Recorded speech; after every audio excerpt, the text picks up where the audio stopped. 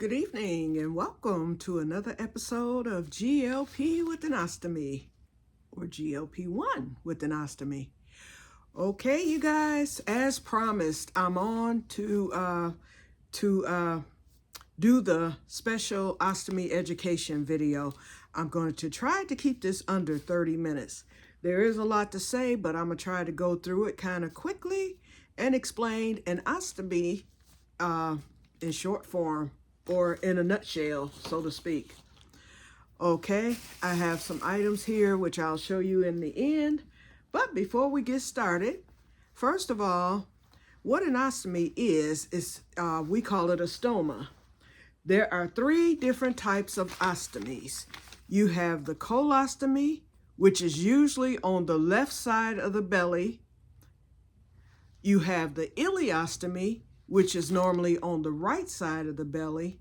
And then you have the urostomy, which is typically in the middle of the belly, because a urostomy is an ostomy that collects urine. Some people are double baggers, as they call them. That means that they have a urostomy and they have either an ileostomy or a colostomy. You can live with both, basically. And we normally have a normal lifespan, pending no further complications with whatever caused us to need an ostomy.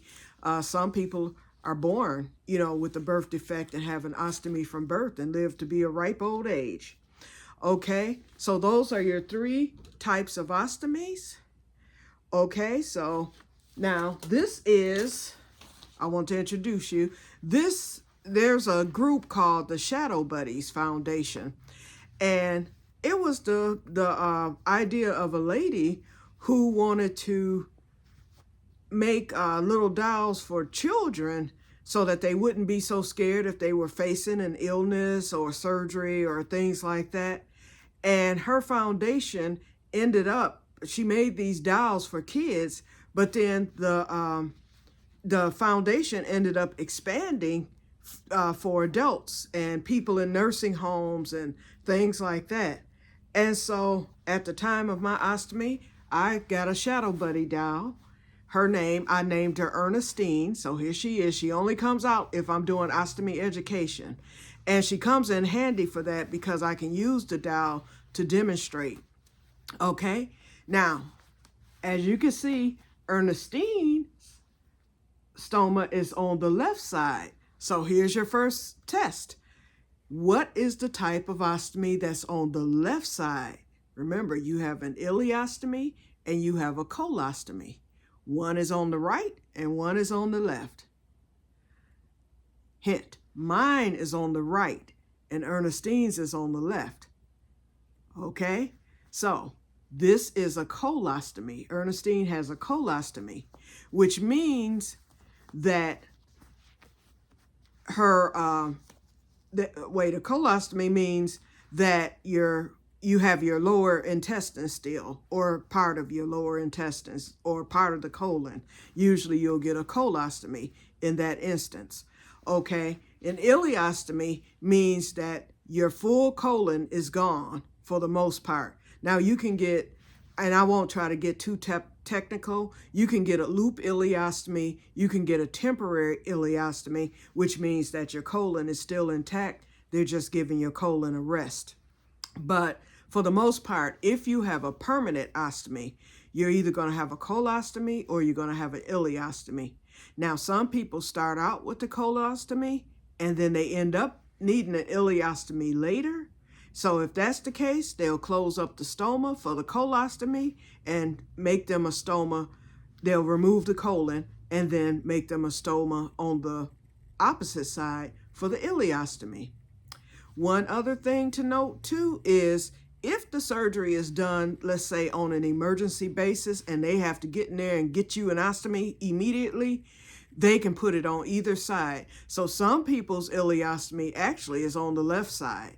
And then sometimes if you're having a temporary ostomy, they'll choose either side to put it on. So a temporary ileostomy could be on the left side, or a temporary colostomy can be on the right side. It all depends on the the where the doctor chooses to place the stoma and what's best, and if they're not going to injure any other organs, that type of thing.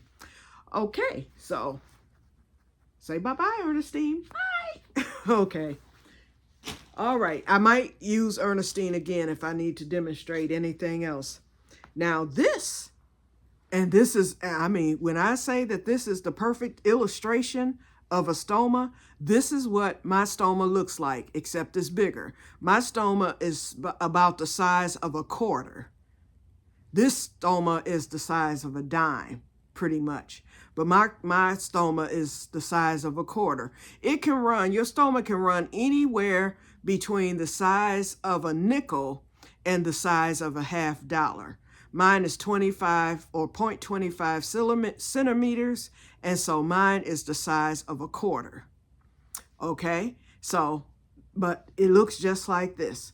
And what a stoma is they remove, or they don't remove, they pull out, they make an incision in your belly, usually robotically, or sometimes, like in my case, mine started out robotically, but then she had to open me up. But they make an incision right where they're going to place the stoma, and they pull out some of the intestine. And what they do is they roll the intestine back, and then they sew it. So this is the appearance that it has. And so what does it look like to you? Okay, we call it looks like a butthole, okay? And so we nickname our stomas belly butts. Well, I don't, but some people call, if they refer to their stomach, their stoma, they'll say belly butt, because that's what it looks like. You know, people, and another thing, we ostomates name our stomas. Some don't, some prefer not to, because some people hate it so much, they're like, why would I give it a name? You know, but a lot of people name their stomas for various reasons. One is to embrace it. Two is that if you have to be out in public somewhere and you're with someone who knows that you have a stoma and you need to attend to it, you might say to that person you're with, let's say you're at dinner and you need to excuse yourself to go tend to your ostomy. You don't want to say anything in earshot of other people and say, I need to go check my ostomy bag or dump my bag or whatever. You just say the name of your stoma, and the person will know what you're talking about if it's someone who knows your stoma's name. We get creative. We get very creative with our stoma names. In fact, in the ostomy groups online, every now and then the question will come up, what is your stoma's name? And everybody put, you know, what they name their stoma. We have a lot of duplicates, and I did not want anything that was duplicate to someone else. Although I believe now that I've told the name of my stoma, someone else may have taken my name. But I would like to say that I was creative enough to create the name of my stoma. And what I named my stoma is, think of something that rhymes with stoma. Think of a state that would rhyme with stoma, and where my family is from and where I've once lived. Well, you all don't know that. Oklahoma. So I named my stoma Oklastoma. Okay, so that's the name of my stoma. Okay, so anyway, let's go into, and this isn't going to be as long as I thought. Let's go into the reasons why a person may need an ostomy, and this is very important because, like I said in my first video, first of all, and I almost forgot, and someone suggested to me to explain again how I ended up with the stoma. And since this is an ostomy education video, I will go over it again. It won't be as long as when I explained it. So if you want to hear the longer version of me getting an ostomy, you can go to my introductory video, which is over an hour long. But for the short part of it, I had a disease called ulcerative colitis, and then later I found out that I had Crohn's. I had no problems with it once it was discovered that I had it, and that was because I was hospitalized for some bleeding, and so I won't go into that part. That's in the first video. But after it was discovered that I had UC, which was in 2010, I was put on a maintenance drug called Asacol, ASACOL. That drug worked very well for me. Within a month, I was feeling better. Everything went back to normal. You never would think I had UC. I was never bothered with it again. But then in 2018, I ended up suffering an injury to my leg. That's in the first, anything I tell you in short form is in the first video. Okay, so if you want to know what the injury was and all that, but anyway, I was prescribed a antibiotic called clindamycin. What I did not know at the time, and obviously the doctor did not know, is that anyone with any type of bowel disease should never take the antibiotic clindamycin. That is the one that you do not take. Because it carries such a high risk for C. diff, which is an infection where the bad bacteria in your gut overtakes the good bacteria. And so people with bowel diseases or IBD or even IBS, if you take that because of that high risk for C. diff, now a person with a normal functioning bowel, you could still get C. diff from clindamycin. But for us, the risk was even higher, for those with IBD or IBS. And so anyway, I had IBD and I was prescribed clindamycin. I finished out the course of it. And then about a month later, about 2 weeks later, I started not feeling well. But about a month later, I was hospitalized with C. diff. And I was in the hospital for a full month with C. diff. And so I saw an infectious disease doctor while hospitalized, and that was the first time I had ever heard anything regarding an ostomy. And so he was explaining to me that his daughter had went through something similar to what I was going through. And he said that her Crohn's, I think his daughter had Crohn's, took off after she was diagnosed with C. diff, and she wound up with an ostomy. And he told me to keep that in the back of my mind. He said, in case my disease takes off. And I was like, oh no, that won't happen. It's well under control. I take my medicine every day. I was just that naive. I never thought that it would lead or it would take off the way that it did. Well, two factors. Stress will cause any autoimmune disease to rev up and flare. I was under stress during the year of 2019, and that's almost 9 years after I was diagnosed with no problems. The injury and the hospitalization was in 2018, but later in 2019, I was stressed because my late mother, who I was caring for at the time, she was getting worse, and she eventually passed in 2020. But during that whole time from I would say mid-2019 all the way up until the time that she passed, I was under a tremendous amount of stress, and I started having problems, and the disease took off, and I was in and out of the hospital. And when it was over and done with, I wound up with an ostomy, and it was supposed to be an emergency surgery, but I started responding. I was in the hospital, and you'll hear the story about my former gastroenterologist that I fired, and the new gastroenterologist who looked at everything, and she's like, you need emergency surgery. She was like, we're taking you to surgery in the morning. She said, your colon is about to rupture. And so she was like, we have to do this surgery to save your life. And I was like, ooh, thank God. I wasn't even thinking about death, y'all. I was just happy I was getting the ostomy because believe me, I was suffering, okay? So anyway, I ended up not getting the surgery the next day because I began to respond to the steroid. And so she scheduled my surgery for the 6th of January, 2021, Insurrection Day. I totally missed it, okay? I can't tell you anything about it. All I know is that it happened, okay? Well, anyway, I had the surgery, and during the surgery, guess what? My colon ended up rupturing. And so she was doing the surgery robotically. It ruptured, so she had to open me up and do the surgery open, and everything went well and everything. But then that next day, I went down like the Titanic, and I wound up in intensive care and everything else. It turns out when my colon ruptured, I'm talking too fast, not inspection, infection went throughout my body. And so I wound up in intensive care, and I was in the hospital for 3 months. I had to be rehabbed and everything. And that led to my weight loss story, because that's when I was at my lowest weight after the ostomy surgery. Oh, I left there skinny, okay? And then I've since gained the weight back. Hence the step-bound journey, okay? So that's new. Okay, but anyway, so that is the reason why I have a permanent ostomy. Actually, my ostomy was supposed to be temporary. She just wanted me to give the colon a rest. She figured if my colon got a rest, the temporary ostomy would be the best thing, and then she would have gone in 6 months later and reversed it. And so I really wasn't apt or in agreement of a temporary ostomy, but if that was something that she felt would be better, I didn't object to it. I just wanted relief. And so I was figuring, okay, if she do this temporary ostomy, and it was going to be a colostomy too, on top of that.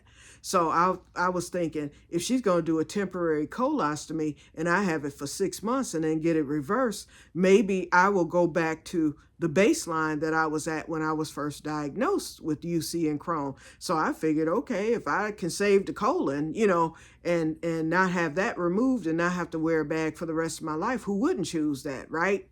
Well, she did not an ultrasound, she did a colonoscopy the day before my surgery. She wanted to get in there one more time and look.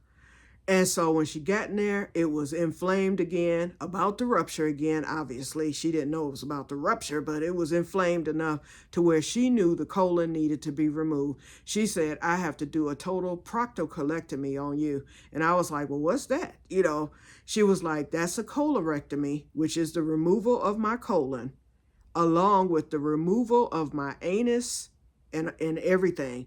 And what they do is, after they remove your anus and your colon, they sew your butthole shut, and that's the end of it. So your surgery is permanent and nothing else comes out your butt, not even gas. And I'm gonna tell you, we ostomates, and this might sound weird to you, but we talk about it all the time. We say that we miss passing gas, and I'm gonna tell you why. See, if you get that rumble in your stomach, or you feel like, you know, your stomach's cramping or whatever, and sometimes you just need to pass the air because the gas is trapped, for us, we cannot pass it. It can come out in the bag and everything, but the point is, it's not the regular way. The regular way is better, okay? And we talk about how we miss letting her rip, okay? So, and that's true. There are some times where if I get trapped gas, it'll go up in your chest and you be thinking you might be having a heart attack, and then all of a sudden you'll feel it move. It'll, you know, if you rub where the gas is, you'll hear it go through your stomach, and then it'll go down. Then it comes back up, but it won't retrap. But it's just different. It's a whole total sensation as opposed to regular gas. The only thing that feels the same is if it gets trapped. But then once it moves and stuff, it's ping-ponging inside your body. Whereas for you, once it moves, it comes out. If you know, let it out or whatever. Okay, so that's just a tidbit about the ostomy. Because, I mean, it's a different ball game. So I'm just letting you know what we go through as ostomates. And that's what we call ourselves. Now, on to the reasons why you can get an ostomy. And this is so important because a lot of people will say, I never get a bag, or I'll never agree to that. You might not ever agree to it, but if you wake up with one because of something weird happening, you had no choice. So you're either going to live with it, you know, temporary or permanently, or, you know, but some people choose not to get one. I mentioned how I lost a friend. She had Crohn's disease. She would be alive. It's no doubt in my mind she would be alive today if she had had an ostomy. And I don't know the reason why she didn't get one, but I know that she was kind of against it. You know, same as with my brother. You know, I think he would be alive today had he kept his. He had his reversed. Okay? So, anyway, and so the number one reason that people can get an ostomy is because of colon cancer and other cancers. If you get any type of cancer, you could get cancer in your like your uterus, your fallopian tubes, your ovaries. You can get cancer in your liver. Everything is surrounding. So if you get cancer anywhere other than the colon and it spreads, you can wind up with an ostomy. That's what I'm saying. So just because, if you don't get diagnosed with colon cancer, but some other cancer, it doesn't rule out the fact that you cannot wind up with an ostomy either then and there, sooner or later. You may never wind up with an ostomy, but this is one reason how you can. Okay, the next one is birth defects. A baby can be born, some babies are born with no anus. Some babies are born with, there's something else. I forget what, no sphincter. The sphincter is the muscle that allows you to hold, your either urine or your bowel. They're born, with something missing. So it's a birth defect. And so they have to get, and then some people are born shut. Remember the little mermaid girl? She's deceased now, and I used to follow her story. She would be on TLC. Her name was Shiloh Pepin, and she had the body of a mermaid. Her legs were fused together, and she looked like a mermaid. And so she's deceased now, but she had an ostomy bag because it was no way for her to go to the bathroom. A conjoined twin. Think of a conjoined twin. Some conjoined twins are born with one, they might be born with one reproductive system. They might be born, with the colon and intestines and stuff, or they may be born without. Or if they're fused at that area and nothing can get through, they can wind up with an ostomy. And usually it would be just one bag for the conjoined, I almost said Siamese, oops. For the conjoined twins. So therefore, the bag will be on one side or the other, okay? Your other reason, so that falls into the birth defect category. Your other reason, injury. And it could be any injury to the colon. It could be a sports injury. You could be playing basketball or baseball and get hit in the colon and it perforates or something like that. People have been impaled, and the reasons that I'm listing in my ostomy groups, there are people that have had every one of the things that I have listed here to happen to them. So that's how I found out there were so many different reasons when I heard other people's stories. So you have the injury. You could be impaled. You could be injured in a car accident. Just think of any injury that happens to hit your colon or it could hit your intestines. Well, your colon is your lower intestines or upper. I mean, anything could happen. Okay. Your next one, gunshot, stab wound. Now, usually that will end up with you getting a temporary, and that falls into the injury category too. But I just wanted to list those two because you can end up with a permanent ostomy due to a gunshot or stab wound, or you can end up with the temporary. But then typical injuries, like if you're injured with a baseball or basketball or golf club or whatever, and you're hit, usually it's a temporary ostomy, which means that all it has to do is heal, but it cannot heal unless you have the ostomy bag. And so usually you get reversed in 6 months, and those people do good. In our groups, we have our permanent ostomy groups, and then we have our general ostomy groups. So most of your people who come in as members to our ostomy group are temporary ostomates.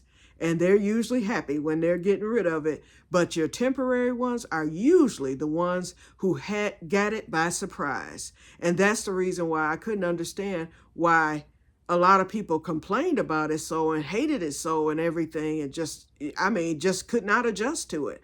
That was the reason why. And once I realized that, I was like, okay, let me give them grace and quit saying you ought to be happy it saved your life, because a lot of people will say that, and I was one of them, but I don't say that now because I understand. I'll just say I understand how you feel with it, but and then I'll say mine is permanent, but it doesn't bother me that mine is permanent and yours is temporary. And we congratulate those with the temporary ostomies who go for their reversal.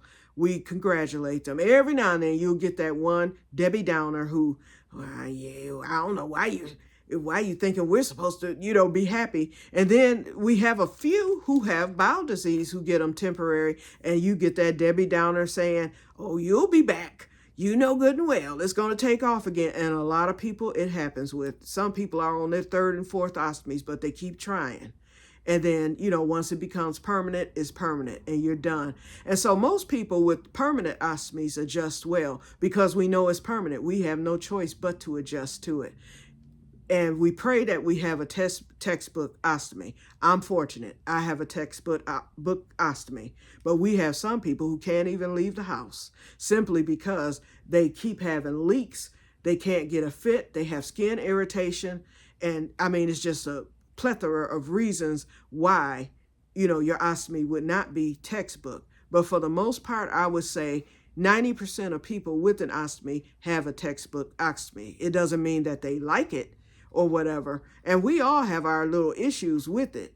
Don't get me wrong. I mean, my ostomy is textbook, but that does not mean I have never had a blowout. And I'll tell you about that in a minute when we get to that part. Okay, where are we?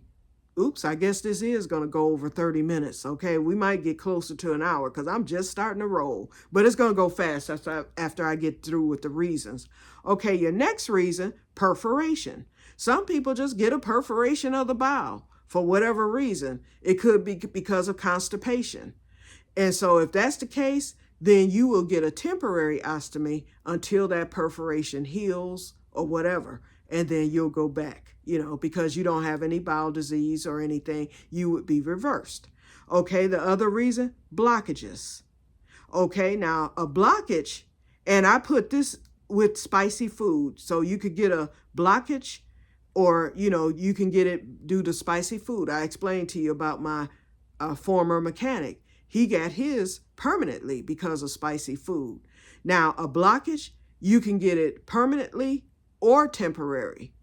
A blockage, it all depends. If you have a blockage, you're going to know you have a blockage because, well, first of all, you go some days without any symptoms at all of the blockage because your bowels still move, because the lower part of your bowels are still open, so they still move.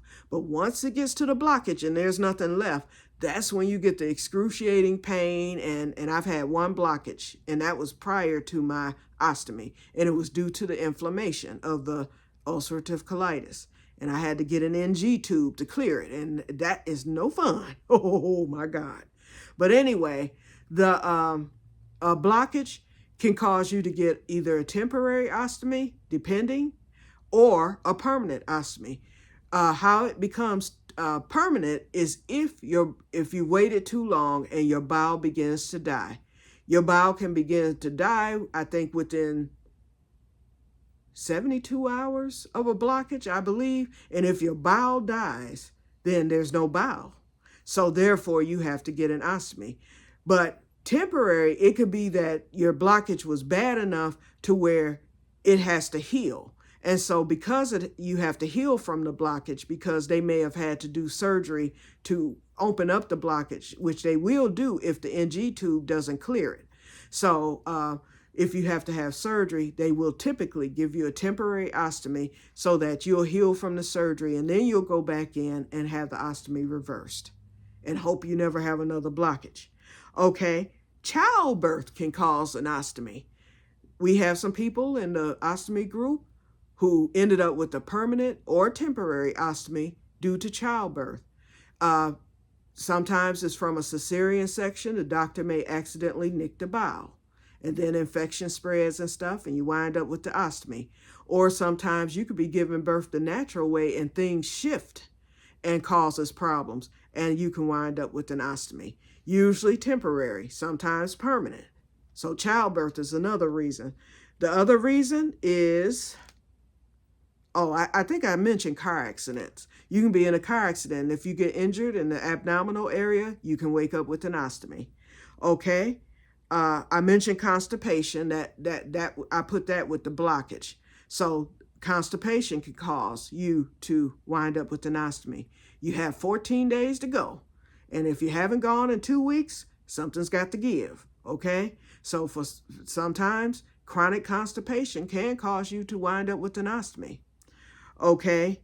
Otherwise you will die. And every ostomy is to save your life.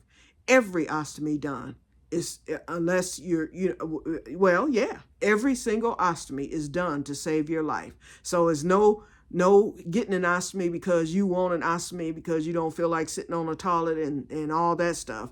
It doesn't work that way. It has to be for a life-saving purpose.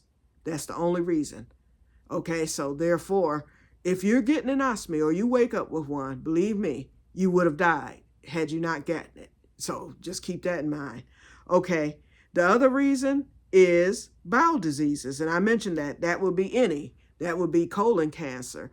It could be ulcerative colitis. It could be Crohn's. It could be diverticulitis. Celiac disease, I understand, can affect the bowels and you can wind up with an ostomy.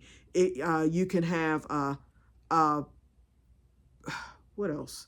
Let's see, any type of bowel disease. So just look them all up, okay? Any type of bowel disease or bowel disorder or usually irritable bowel syndrome doesn't count, but it could, I would assume that irritable bowel syndrome could lead to an ostomy depending on how bad it is. So just keep that in mind. Your other reason is C. diff or other type of infection. Sepsis is one of them. Now, you know about the C. diff. I told you about that. But sepsis can lead to an ostomy.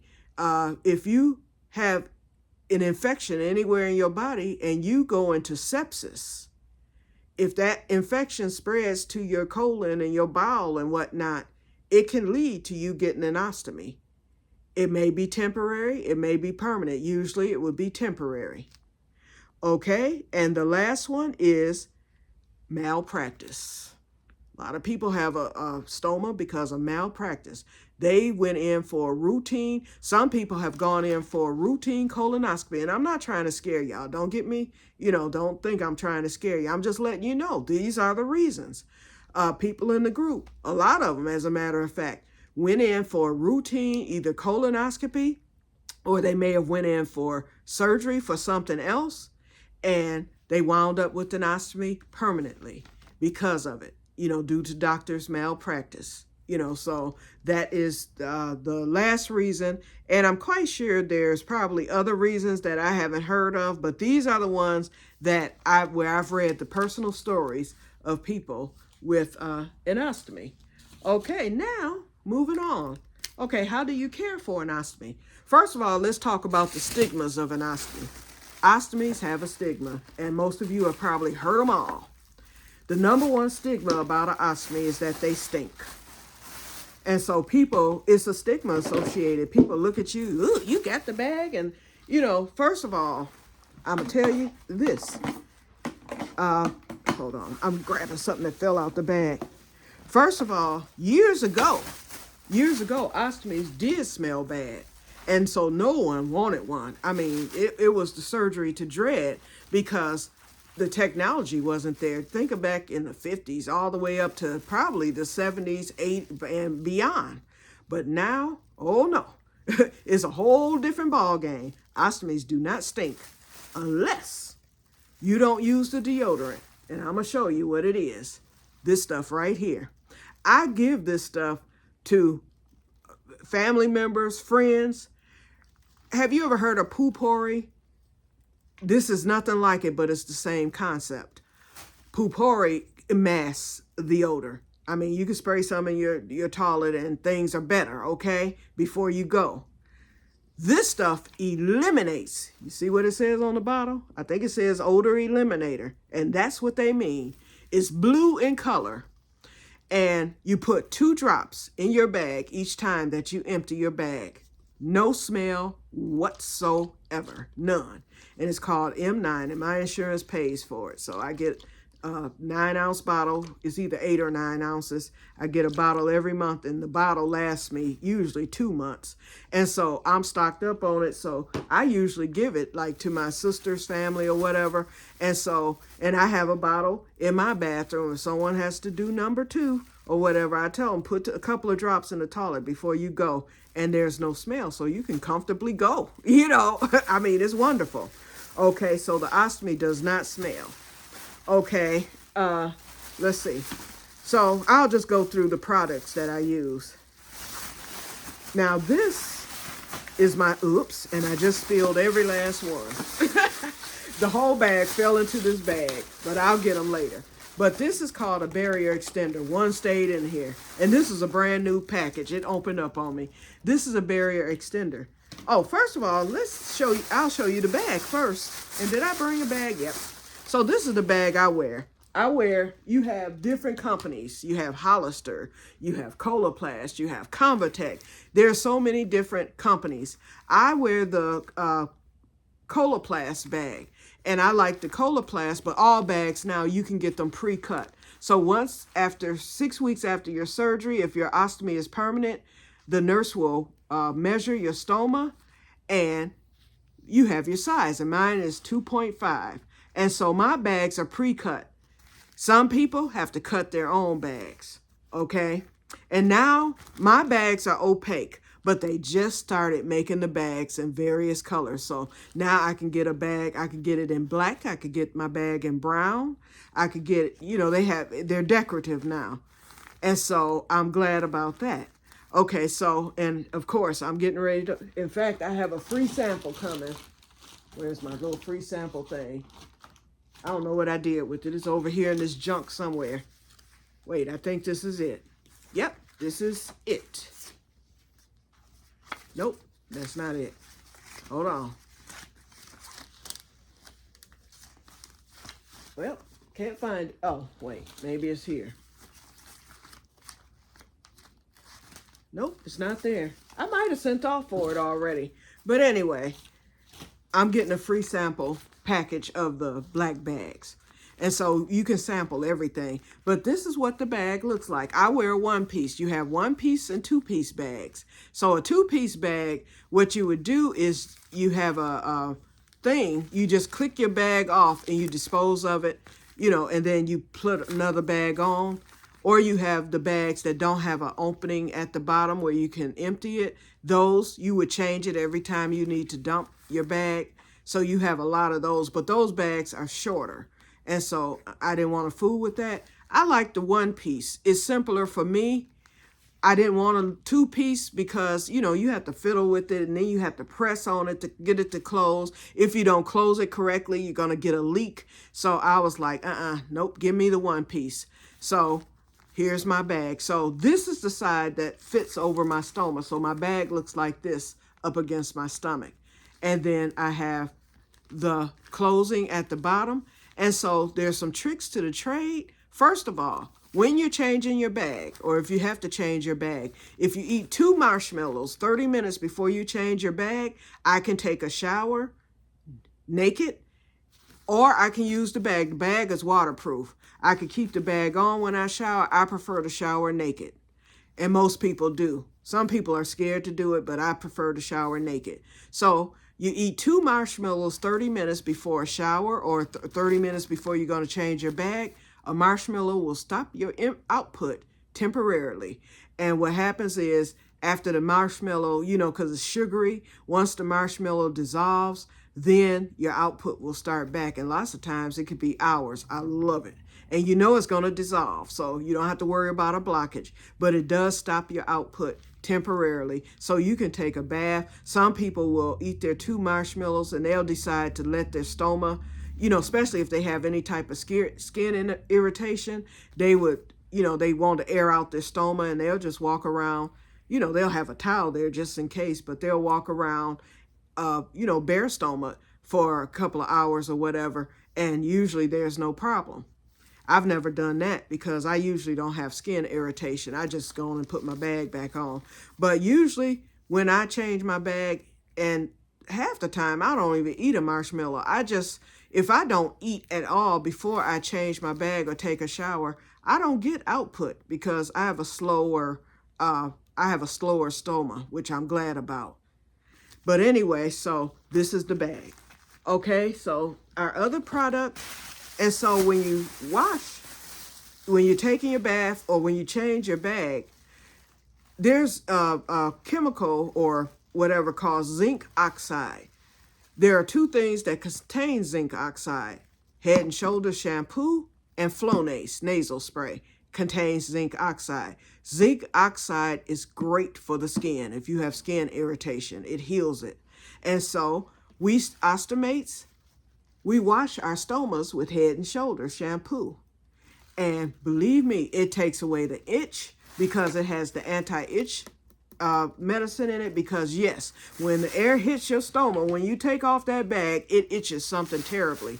Now the stoma has no feeling, but the skin around it will itch. And so that Head and Shoulders takes the itch. It pulls it right out of your doggone skin. I love it. And so I use that every time I change. Okay, here's all the barrier extenders that I was just talking about. So I forgot what I did with the other one. So your barrier extender, what this does is your bag only has maybe 2 to 2 inches going around after your stoma. It's about 2 to 3 inches. Sometimes that's not enough. You can spring a leak, especially if your output, if you're sleeping and you flip over on your belly, that's all she wrote. Your output's going to fly upward and it can come out. Well, you have a barrier extender. So what you do is you put it around the edge like this, and you put 4, and they overlap, and that gives you extra space. And believe me, it works. Many a leak have been caught with these. I rarely have leaks, rarely. But I will tell y'all the story. We'll take a pause, and I'll tell y'all about my blowout. What a blowout is when the bag pretty much explodes. And that's what it does. And it usually explodes from the top. It doesn't explode from the bottom. Although one time, I'm going to tell you, and thank God I was by myself. And I had just come from the store, but I was out back gardening, and I had a defective bag. And the bottom opened up for no reason. I had just put that bag on too. And the bottom opened up while I was outside. And thank God I had on a dress. So everything just went splack. I was like, ah! But anyway, I found out, I called the company, because anytime you have something like that to happen, and if that had happened while I was at the store, I was in the Goodwill store. Ooh, if that had happened, oh my God, I would have been embarrassed. But the point is, anytime something like that happens, you call. And so they did find out that there was, they had to do a recall. There were some defective bags. The Velcro, for some reason, wasn't sticking the correct way, because our bags are held together with the Velcro, and it works very good. And you can put a clip to your bag too. I usually, if I'm traveling or something, in fact, I'm showing you how it works. It stays. It's not coming loose, okay? And this is me opening it. But if you want extra protection, you can put a clip on it. They have bag clips, and I have some. You can do that. So if I'm traveling, or if I know I'm going to be gone for a while, and for a long time, I wore the clip after that defective bag issue. But now back to the blowout. There's some foods that we're not supposed to eat with an ostomy. They don't want you to eat carrots raw, anything raw, raw broccoli, raw carrots, raw corn, or even cooked corn, because cooked corn doesn't get that soft. They don't want us to eat nuts. And so I found that I can eat cashews and I can eat pecans. So I thought, okay, no problem. Wonderful. So here I am eating cashews. I still eat cashews and pecans. No problem whatsoever. I just chew real well. And those are softer nuts. I love pistachios, you guys. And I messed around one time. Wait a minute, these things that fell all over the place, okay? I messed around and I bought a pack of pistachios, because I was like, well, shoot. And it was a big bag too. I was like, well, shoot, since I can eat pecans and cashews, I should be able to eat pistachios, okay? So I ate a few earlier that day, no problem whatsoever. They passed through okay, no problem, no blockages or anything. I ate a few more later. It passed through, no problems.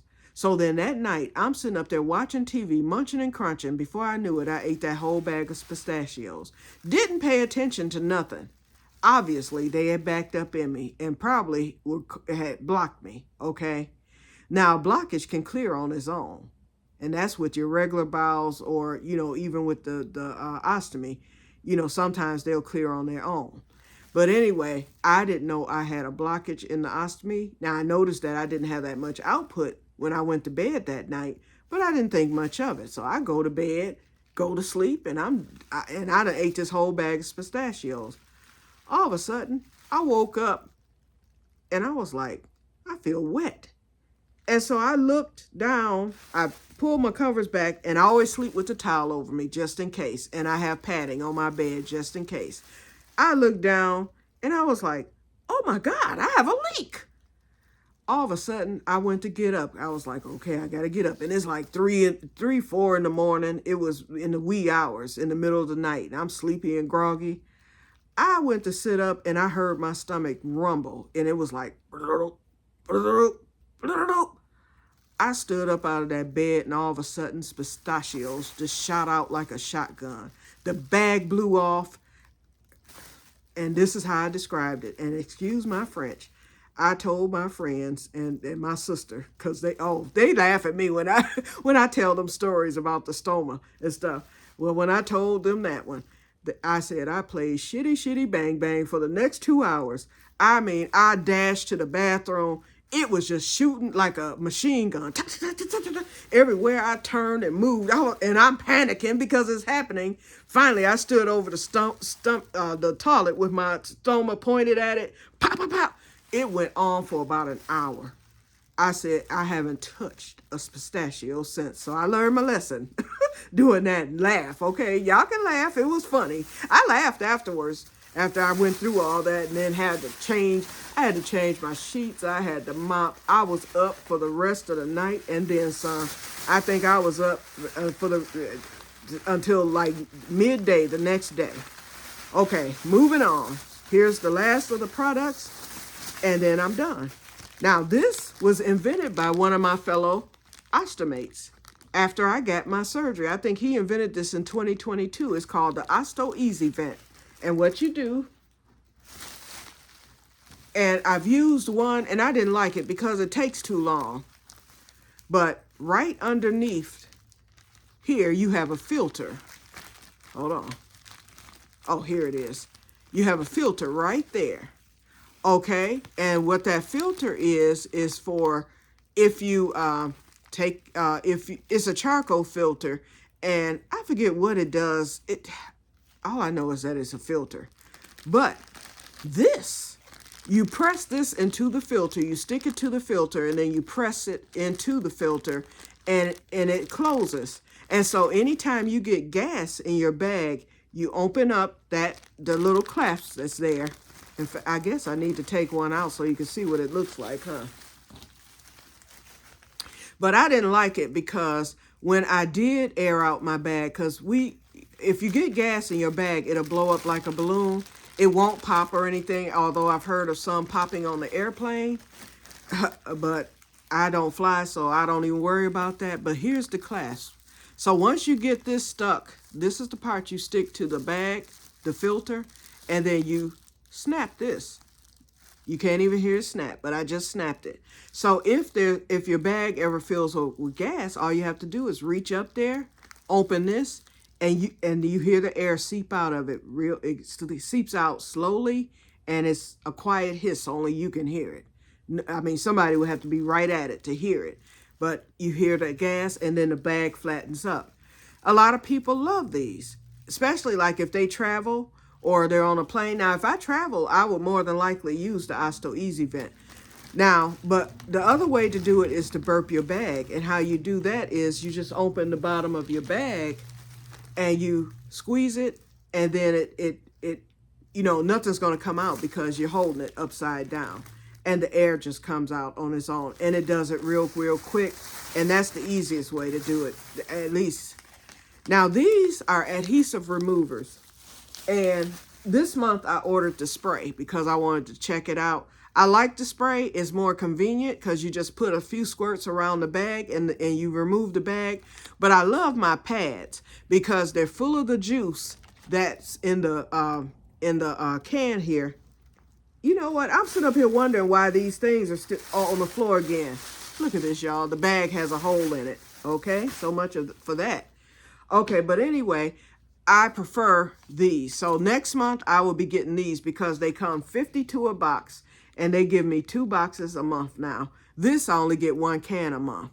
And so, but I like this because whenever I'm in the hospital or whenever I get blood work, I always have some of these with me.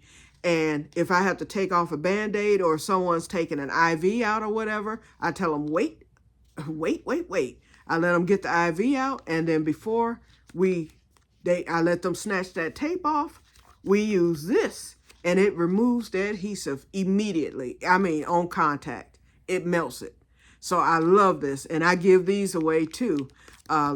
Like my sister or whoever, you know, I've given some to my niece because she has a 3-year-old. So therefore, you know, they get scrapes and all that. And your biggest fear is getting a Band-Aid or something or tape ripped off of the hair on your skin. So this solves that issue. Then there's Cavalon. You get the Cavalon because when you change your bag, we do what we call crusting. And so you put a little of this antifungal stoma powder around your stoma in the area where the tape and stuff is going to be and the moisture. The powder wicks up the moisture. But what we do is we crust. Instead of just putting the powder there and leaving it, we take the Cavalon and we dab. I have the Q-tip Cavalons. Or you can get them in pad or you can get it in a spray. I have all three, but I prefer the Q-tip because you can control it. So you take the juice from the Cavalon